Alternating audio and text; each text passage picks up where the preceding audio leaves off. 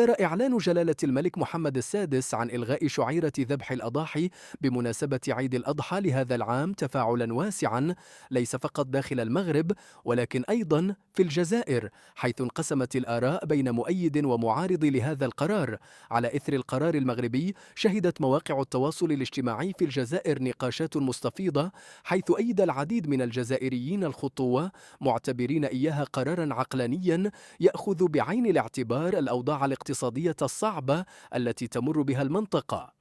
كما دعا بعض النشطاء السلطات الجزائرية إلى النظر في اتخاذ إجراء مماثل في ظل الارتفاع الحاد في أسعار المواشي، مما جعل تكلفة الأضحية بعيدة عن متناول شريحة واسعة من المواطنين.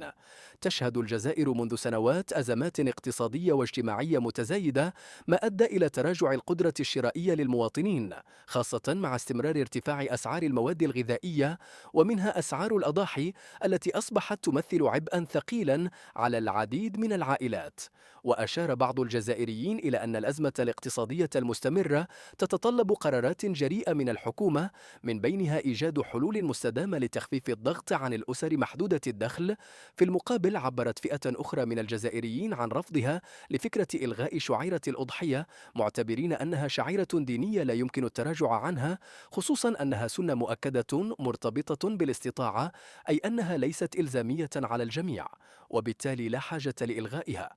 امتد النقاش ليشمل الجوانب الدينية والاجتماعية، حيث أشار البعض إلى أن الإسلام لم يفرض الأضحية على غير القادرين، مما يجعل القرار شأنا فرديا لا يتطلب تدخل الدولة. في المقابل، رأى آخرون أن الدولة مسؤولة عن إيجاد حلول للمواطنين، مثل توفير الدعم للأسر المحتاجة بدلا من إلغاء الشعيرة بالكامل. حتى اللحظة لم يصدر أي تعليق رسمي من الحكومة الجزائرية حول ما إذا كانت ستنظر في اتخاذ قرار مشابه.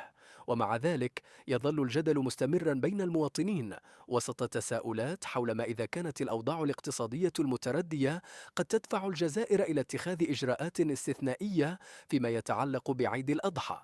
قرار إلغاء شعيرة الأضحية في المغرب أعاد فتح النقاش في الجزائر حول تأثير الوضع الاقتصادي على الممارسات الدينية، في وقت يعاني فيه المواطنون من أزمة معيشية متفاقمة. وبين مؤيد ومعارض، يبقى السؤال المطروح: هل يجب أن تتدخل الدولة في هذه الشعائر، أم أن الأمر يظل اختيارا شخصيا؟